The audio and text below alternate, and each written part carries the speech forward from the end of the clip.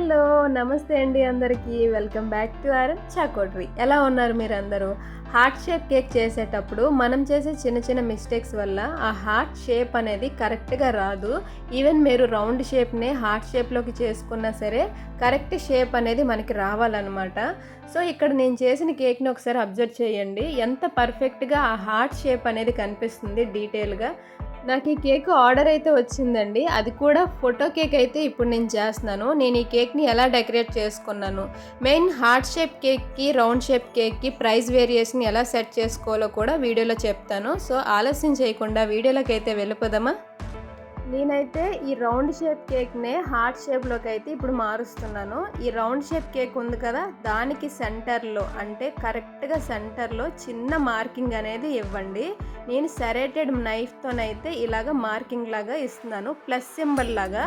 ఇక్కడ మీకు plus symbol లాగా కనిపిస్తుంది కదా! అది కరెక్ట్‌గా ఉండాలన్నమాట. మీరు గాబరపడి కట్ చేసిన తర్వాత ఆలోచించొద్దు. మీరు మార్కింగ్ ఇచ్చేటప్పుడే ఆలోచించండి. 2 మినిట్స్ లేట్ అయినా పర్లేదు కానీ మార్కింగ్ అనేది కరెక్ట్‌గా ఇచ్చుకోండి. నేను మళ్ళీ ఆ ప్లస్ సింబల్ స్టార్టింగ్ పాయింట్ నుంచి ఎండ్ పాయింట్‌కి ఇలా అయితే ఇంకొక మార్కింగ్ అనేది ఇస్తున్నాను. ఇప్పుడు దీన్ని కట్ చేయాలి కదా! సో, అందుకోసమే మనకు ఆ మార్కింగ్ కరెక్ట్‌గా ఉంటే మాత్రం మీరు చేసిన హార్ట్ షేప్ కేకు చాలా పర్ఫెక్ట్‌గా వస్తది. గాబరపడి ముందే కట్ చేసేసి ఆ తర్వాత ఒకటి చిన్నది, ఒకటి పెద్దది అయితే మనకి షేప్ అనేది మారిపోతదనమాట.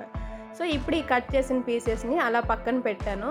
నేను చేస్తున్న కేకు 1 కేజీ కేకు. దానికోసం నేను 10x10 బోర్డ్ సైజ్ అయితే తీసుకున్నాను. ఇప్పుడు దీని పొజిషన్ మార్చుకొని అప్పుడు ఆ పీసెస్‌ని పెట్టాలి. లేదంటే కేక్ బోర్డ్ సైజ్ కన్నా కేక్ అనేది బయటకు వచ్చేస్తది. సో, అందుకోసమే ఇందాకలో ఉన్న పొజిషన్ నుంచి ఆ బోర్డ్‌కి ఒక కార్నర్‌లోని ఇలా అయితే ఆ పీస్‌ని సెట్ చేసుకున్నాను.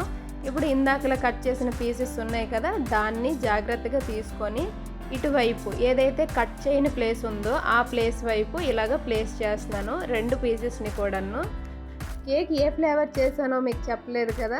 నేను ఈ కేక్‌ని మళ్ళీ బటర్ స్కాచ్ ఫ్లేవరే చేశానండి. మనకి మళ్ళీ బటర్ స్కాచ్ కేకే ఆర్డర్ వచ్చింది. సో, అందుకే మీకు చూపించలేదు. మన ఛానల్‌లో ఆల్రెడీ బటర్ స్కాచ్ వీడియో ఈ మధ్యన 2, 3 టైమ్స్ అయితే పెట్టాను.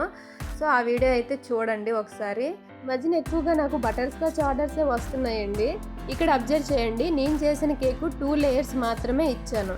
అంటే హార్ట్ షేప్ కేక్ చేసేటప్పుడు ఎంత తక్కువ లేయర్ ఇస్తే కేక్ అనేది ఫ్లాట్‌గా వచ్చి షేప్ అనేది పర్ఫెక్ట్‌గా కనిపిస్తది. సో, మెయిన్ ఇదొక పాయింట్. లేయర్స్ పెరిగే కొద్దీ షేప్ అనేది మారుతూ వస్తదనమాట. నేను ఎక్కువగా 2 లేయర్స్‌నే ఇస్తూ ఉంటాను. ఇప్పుడు కట్ చేసిన పీసెస్‌ని ఇలా ప్యాలెట్ నైఫ్‌తోని ప్రెస్ చేస్తూ లోపలికి ఇలా అన్నారంటే అది అతుక్కుంటది. లేదు అది మేము స్టిక్ చేస్తున్నా వచ్చేస్తుందంటే రెండింటికి మధ్యన క్రీమ్‌ని రాసి అప్పుడు అప్లై చేయండి. నేను క్రమ్ కోట్ చేసేసి ఫైనల్ కోట్ అనేది ఇస్తున్నాను ఇక్కడ. మనము హార్ట్ షేపు అలాగే స్క్వేర్ టైప్ కేక్‌కి ఫైనల్ కోట్ ఇచ్చేటప్పుడు ఇలాగా కార్నర్స్‌లో వంపుగా ఉంటది కదా!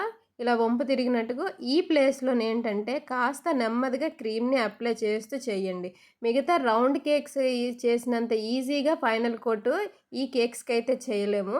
ఇక్కడ హార్ట్ షేప్ మధ్యలో వంపు ఉంది చూస్తున్నారా? అక్కడ అలాంటి ప్లేసెస్‌లో మాత్రము క్రీమ్‌ని ప్యాలెట్ నైఫ్‌తో తీసుకొని కాస్త నెమ్మదిగా క్రీమ్‌ని అప్లై చేయడానికి ట్రై చేయండి. అలా అయితే మీకు ఆ ప్లేసెస్‌లో కూడా కొంచెం నీట్‌గా ఫినిషింగ్ అనేది వస్తది. ఒక విషయం అయితే చెప్తాను మీకు. Heart shape cake 1 KG cake చేశారనుకోండి, కింద బేస్ వచ్చేసి స్క్వేర్ టైప్ అయితే తీసుకోవాలి. అదే బెటర్ అని చెప్తాను నేనైతే మాత్రము. అదే 10 ఇంచెస్‌లో మీరు రౌండ్ కేక్ రౌండ్ బేస్ తీసుకున్నారనుకోండి, అప్పుడు మీరు కేక్ హార్ట్ షేప్ వచ్చేటప్పుడు బేస్ బయటకి వచ్చేస్తదనమాట కేకు. సో, ఇదైతే బెటరు. నేనిప్పుడు 10 ఇంచెస్ బేస్ పైన చేస్తున్నాను. స్క్వేర్ టైప్ బేస్ పైన. ఇప్పుడు స్క్రాపర్‌తోని కేక్ సైడ్స్ అంతా స్మూత్ చేస్తున్నాను. చూస్తున్నారు కదా!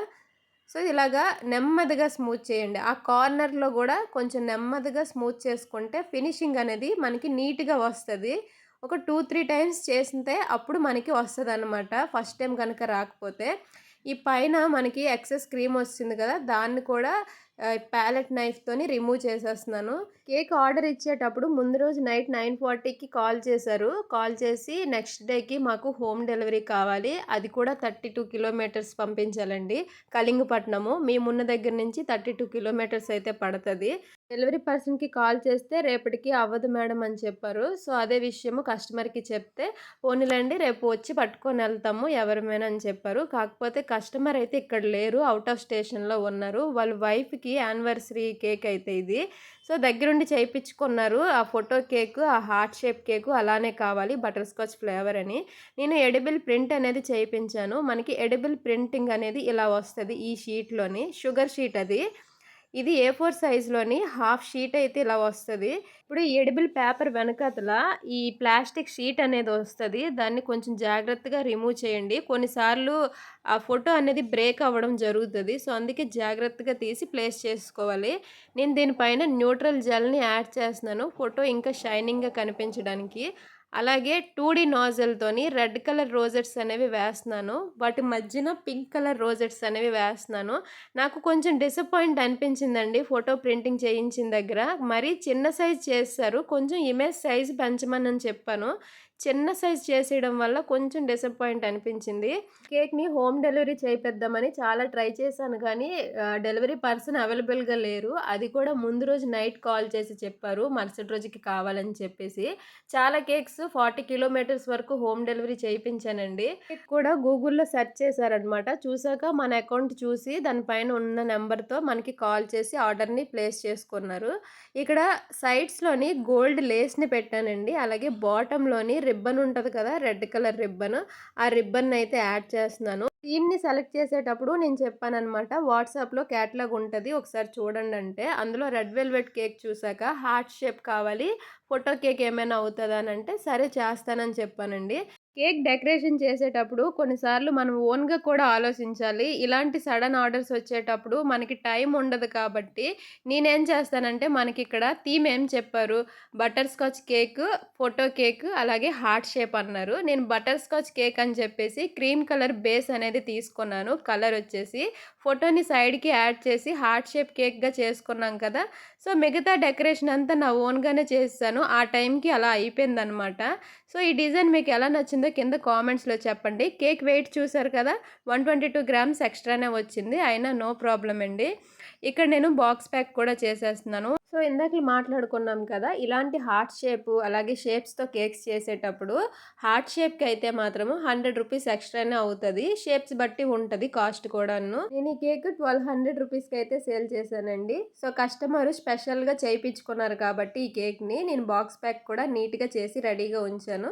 సో, ఇదండి ఇవాల్టి వీడియో. ఈ వీడియో గనుక మీకు నచ్చినట్లయితే లైక్ చేసి షేర్ చేయండి. అలాగే మన ఆర్ఎం చాకోటరీ ఛానల్‌ని సబ్స్క్రైబ్ కూడా చేసుకోండి. Bye bye.